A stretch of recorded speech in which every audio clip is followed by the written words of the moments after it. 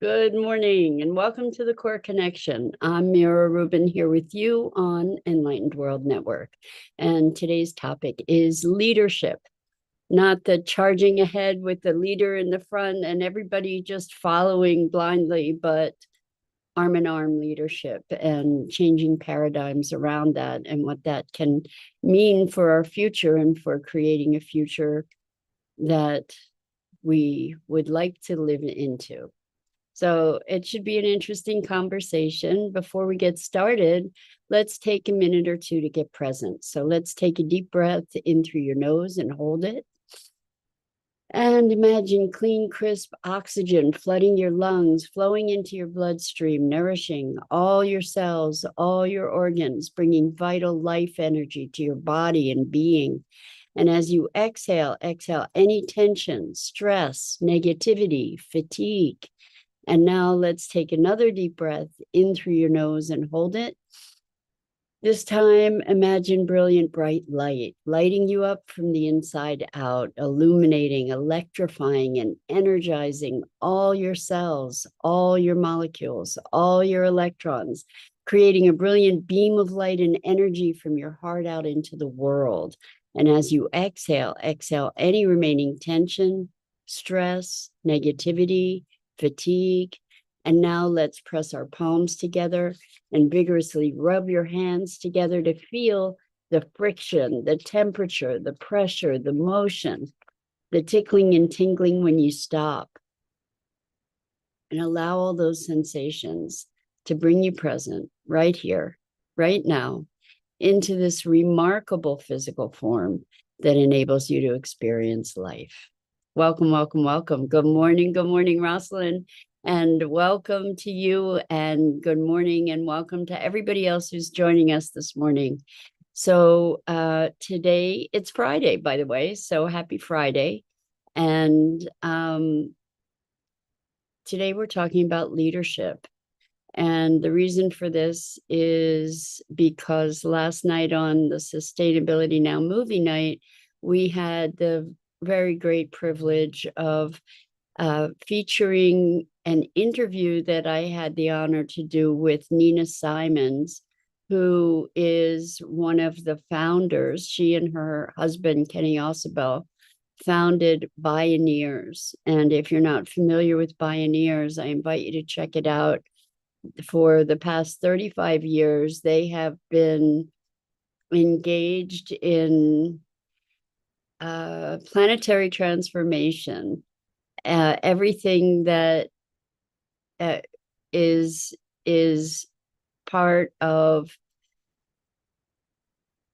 healing our ecosystems, both in nature and in human terms as well. So human to human and human to nature and nature to nature. And they have a conference every year where they feature people from all different areas. They have a very large indigeneity program, and they're leaders in the world of forward thinking. So I invite you to check out bioneers.org, BIONEERS.org. And Nina wrote a book that I've spoken about before. I think it's called Nature, Culture, and the Sacred. I do know that the tagline is "A Woman Listens for Leadership."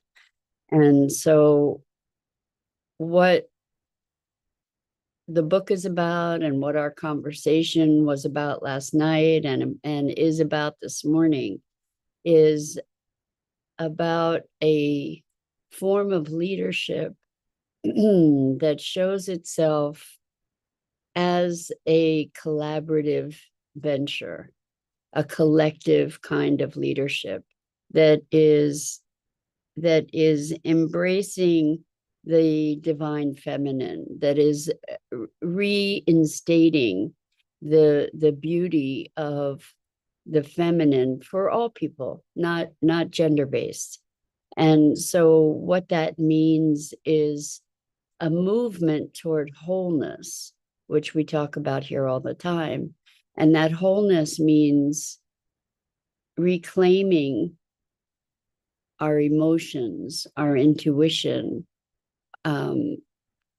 our bodily intelligence, our emotional intelligence, our spirituality, coming back to that. And it's so, I was thinking of calling today's conversation rationality with a question mark, because culturally, with the masculine expression that has been very much a part of the patriarchy, it's been a culture of domination and control, colonization,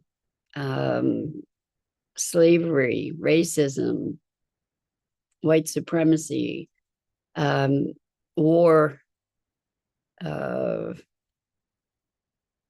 capitalism is part of that too, in the way that we have expressed it, at least, where we've been in a culture that is very much about separation and about external validation.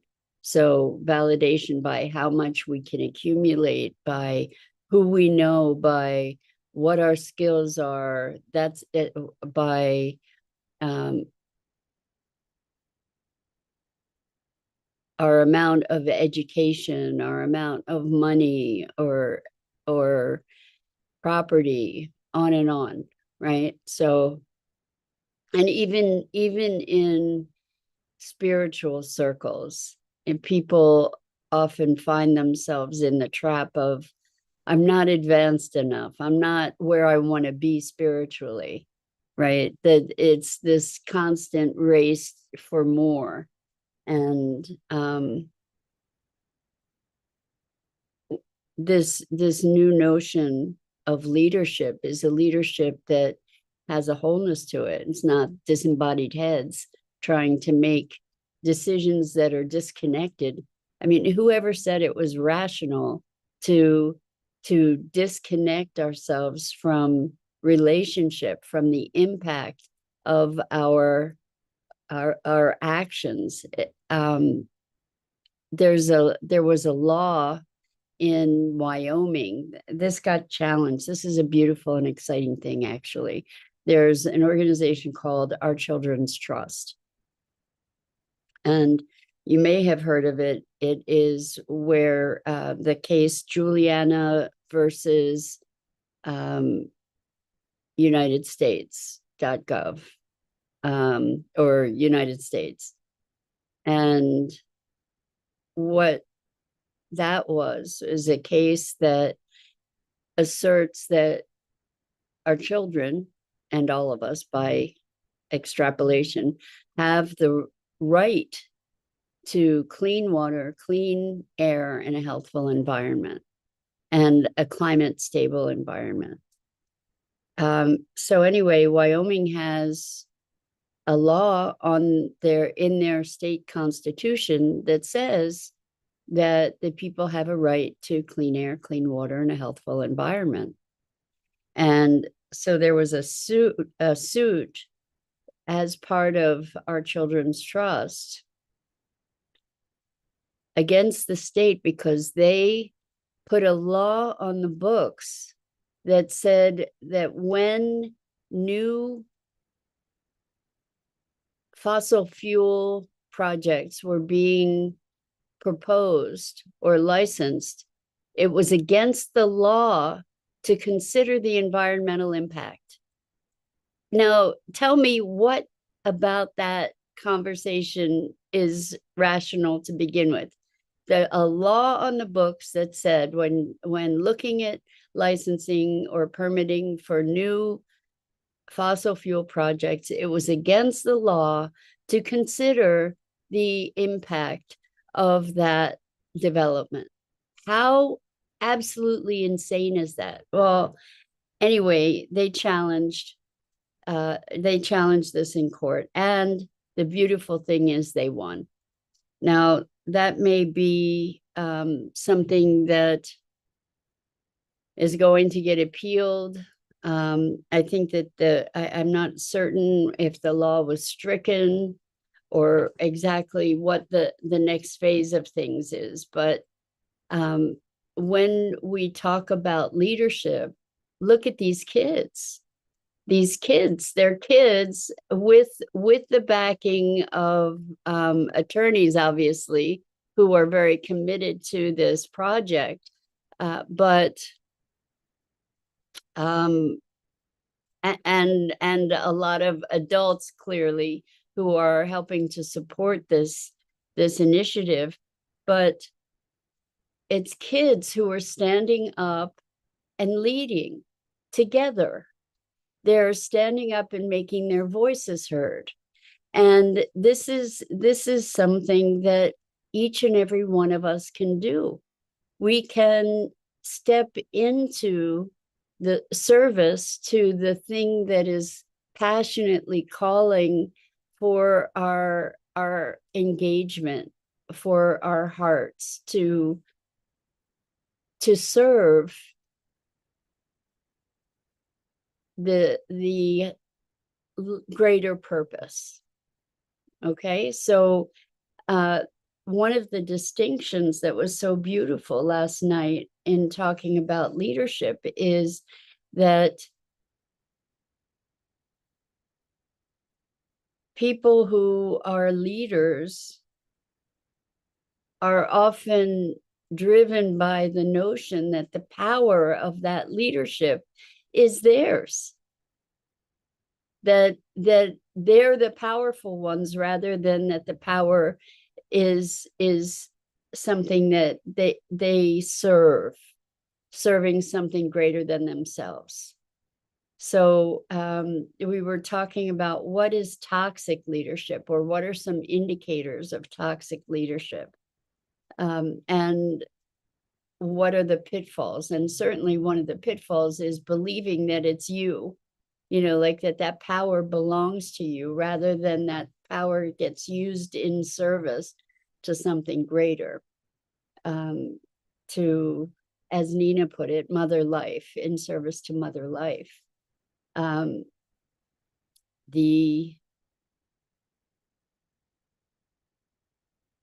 of the indicators of toxic leadership that she identified was if as a leader you need to put others down to elevate yourself, that's an indicator of toxicity.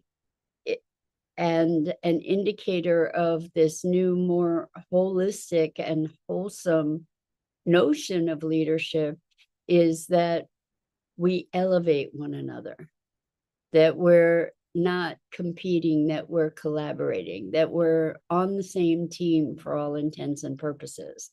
And that as we are able to elevate one another,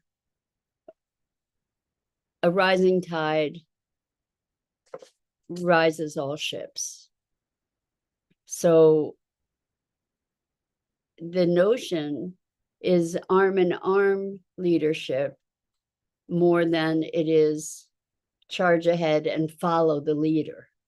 It's let us all be bringing our gifts and our skills and our passion and our hearts to the greater purpose. So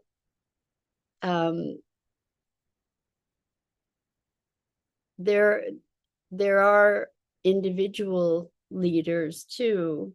If we think of Greta Thunberg, this is a kid who started a whole movement, and it wasn't about her, and she was really clear it wasn't about her, but she was the voice. She had the courage to step into her role, to step into something that she is in passionate service to helping or healing the planet. and our interactions with it. And leadership doesn't have to be something that is necessarily glorified or even largely recognized, but it is a leadership in service, I think. Check it out, feel into it. And that's a whole other story. It's instead of think about it, it's feel into it, because we have this physical intelligence, we have a bodily intelligence, we have a deep intuition. We are given, we are in communication with the greater field, the greater universe all the time. And we have been taught to ignore all the signals other than those things that we can just sort of cogitate on our own, all those things that we can rationalize and justify. So we tend to think we're rational, but in fact we're rationalizing, where we justify our often very bad behavior. One of the ways, so this is another simple example of leadership, one of the, and it may or may not be noticed, right? And it doesn't matter. It's not about recognition. And by the way, it's not selfless, self-sacrificing service. No, it's self-expressing service. And what that means is we step into our essence, into the expression of our wholeness, into the expression of our passions and our unique purpose, and find that thing that's lighting us up that we can then bring forward into the world. So those gifts, those talents, those skills, those aren't ours. We're just the vehicle for their expression. Those are ours to give to the world. And so another simple example, there's so many really, really deeply toxic business practices that we have just become acclimated to, that we just take for granted. And I'm quite certain you've heard the phrase, oh, it's not personal, it's just business. Well, guess what? There is no such thing as not personal, because we are individuals. It may not be directed at you personally, but the impact is personal. And so when we look at our business decisions, I was having a conversation the other day with someone who was telling me, well, you know, here you're giving away your what you've developed. You're using your influence to elevate this other group, and you're giving it away. And they were trying to coach me into doing it differently, so I wasn't supporting this other group and that I was just focusing on myself. And I said, well, I have relationships with that group.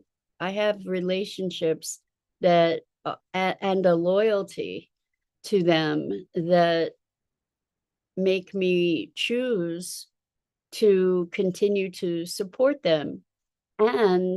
And there's a way that I can better support myself in that context as well. So it was very interesting, because that was the typical paradigm of business coming from scarcity. Like, there's not enough, so I have to hoard something and not share it.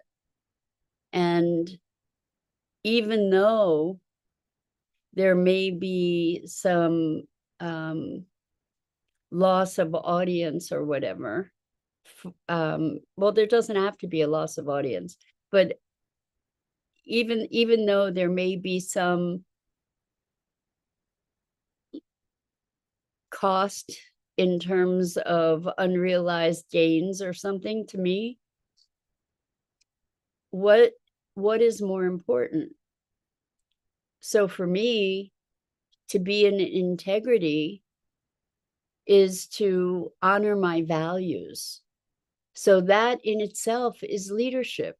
And particularly when we're interacting with other people who might not be attuned to that sense of principle, who are looking at chasing the bottom line, right, as the priority.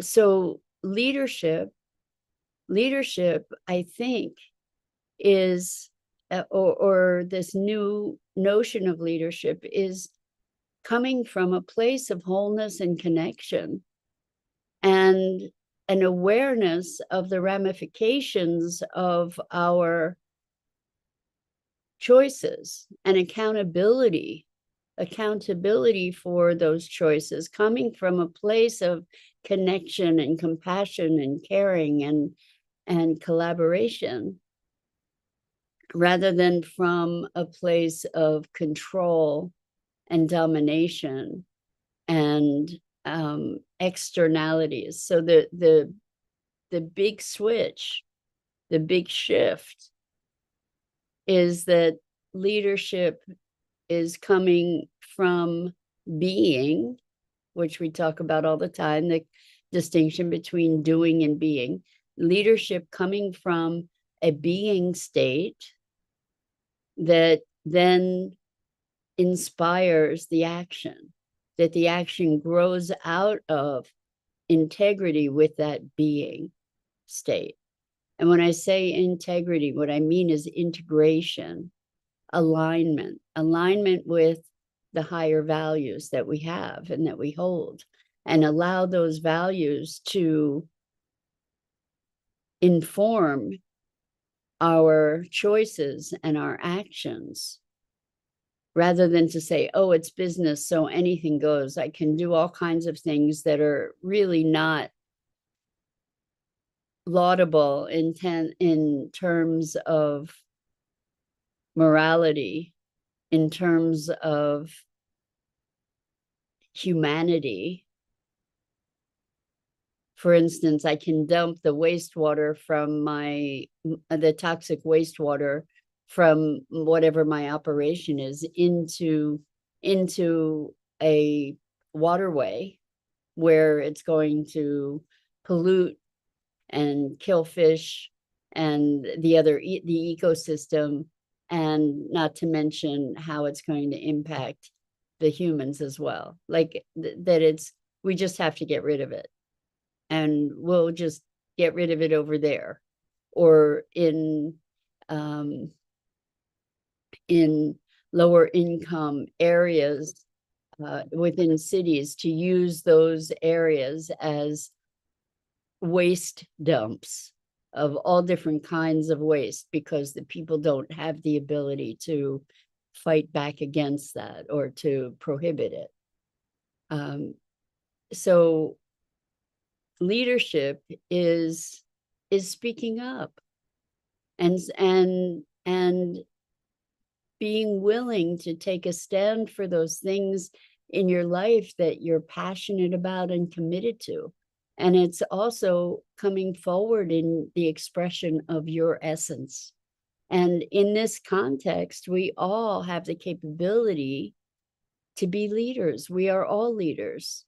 And the leadership of parenting, where you are essentially responsible for indoctrinating someone.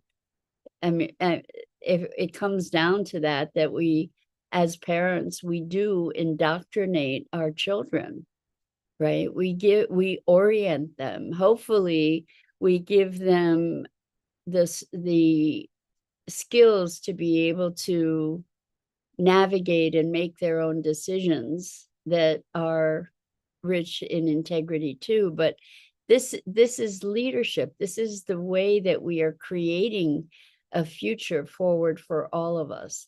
So in our daily interactions, the way that we treat people, this too can be looked at as leadership. And it's not something that is consigned to an elite few. Our time is calling for all of us to find our sense of wholeness and sovereignty, and to bring forward our essential gifts as our service to Mother Life. So I think that's it for today. So leading into the weekend, right? And notice how you lead. Notice how you lead. It doesn't mean being out in front. It doesn't have to mean being out in front. So there's a side by side, arm in arm possibility here that we can all be part of. So that's it for today. I wish you a wonderful, wonderful weekend. I'm Mira Rubin. This is the Core Connection, and I go live here each weekday morning at 9 a.m. Eastern on the Enlightened World Network Facebook page and YouTube channel. And as always, it is my pleasure and privilege to connect with you and commune together and explore and inquire and evolve together. So until next time.